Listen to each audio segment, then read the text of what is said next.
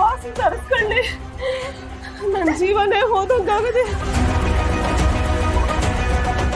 ಅಲ್ಲ ಚೆನ್ನಿ, ಇಷ್ಟು ದಿನ ವೆಂಕಿ ಏನೋ ಚಿತ್ರದುರ್ಗದಲ್ಲಿ ಅವನೇ ಅಂತ ಹೇಳ್ದೆ, ಇವಾಗ ನೋಡಿದ್ರೆ ಜೈಲಲ್ಲಿ ಅವನೇ ಅಂತ ಹೇಳ್ತಿದೀಯ. ನನ್ ಯಾವ್ದನ್ನ ನಂಬ್ಲಿ, ಯಾವ್ದನ್ನ ಬಿಡ್ಲಿ?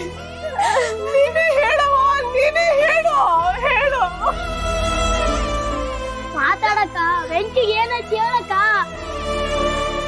ಹೌದು ಕಣವ, ವೆಂಕಿ ಈಗ ಜೈಲಲ್ಲಿ ಅವನೇ.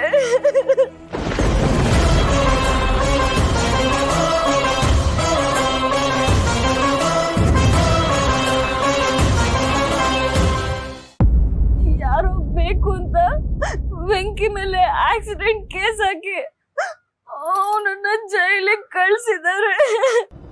ಆಕ್ಸಿಡೆಂಟ್ ಕೇಸಾ? ಪಾಪ ನಮ್ಮ ವೆಂಕಿ ಒಬ್ಬರಿಗೂ ಅನ್ಯಾಯ ಮಾಡ್ದವನಲ್ಲ, ಒಂದು ಸೈಕಲ್ ಓಡಿಸ್ದವನಲ್ಲ. ಅದ್ ಹೆಂಗ್ ಆಕ್ಸಿಡೆಂಟ್ ಮಾಡಕ್ ಸಾಧ್ಯ? ನೀನೇ ಹೇಳೋ.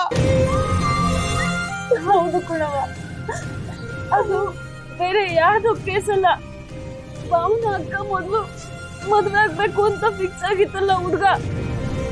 ಆ ಹುಡ್ಗ ಮತ್ತೆ ಅವ್ರ ಅಮ್ಮ ಬರುವಾಗ ಆಕ್ಸಿಡೆಂಟ್ ಅಲ್ಲಿ ತೀರ್ಕೊಂಡ್ರು ಅಂತ ಮದ್ವೆ ನಿಂತೋಯ್ತಲ್ಲ, ಅದೇ ಆಕ್ಸಿಡೆಂಟ್ ಕೇಸು ಕಣವ ವೆಂಕಿ ಮೇಲೆ ಹಾಕಿರೋದು.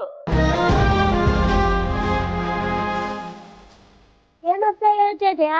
ವೆಂಕಿ ಮೇಲೆ ತಪ್ಪೋತಕ್ಕ ಅವ್ರಿಗೆ ಏನಂತ ಮನ್ಸು?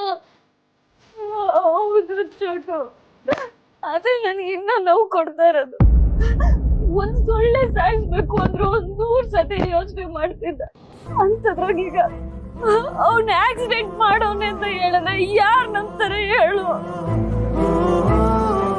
ಅಯ್ಯೋ ನನ್ ಕಂದ, ಇಷ್ಟೆಲ್ಲ ನೋವನ್ನ ಮಡ್ಲಾಕ್ ಇಟ್ಕೊಂಡು ಏನು ಆಗೇ ಇಲ್ಲ ಅನ್ನಂಗೆ ಅದೆಂಗವ ಇದ್ದೆ? ಯಾಕವ ನನ್ನಿಂದ ಇದನ್ನೆಲ್ಲ ಮುಚ್ಚಿಟ್ಟೆ?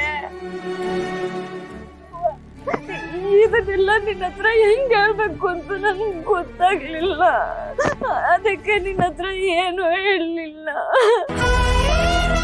ಆದ್ರೆ ಈಗ ತೀರ್ಕೊಂಡಿದಾರಲ್ಲ ಅವ್ರ ತಂಗಿ, ಅವ್ರ ಗಂಡ ಬಂದು ನೀವೆಲ್ಲ ಸೇರ್ಕೊಂಡು ಆಸ್ತಿಗೋಸ್ಕರ ಈ ತರ ಕೊಲೆ ಮಾಡಿದೀರ, ಆಕ್ಸಿಡೆಂಟ್ ಮಾಡಿದೀರ ಅಂತ ಹೇಳ್ತವ್ರೆ.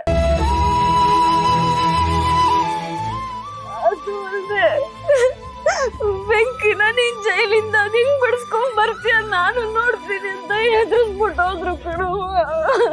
ನನಗೆ ಏನ್ ಮಾಡ್ಬೇಕು ಅಂತಾನೆ ಗೊತ್ತಾಗ್ಲಿಲ್ಲ. ಅಯ್ಯೋ ದೇವ್ರೆ, ಬಡವ ನೀನ್ ಮಾಡಕ್ ತಂಗಿರೋ ಅಂತ ನಮ್ ಪಾಡಿಗೆ ನಾವ್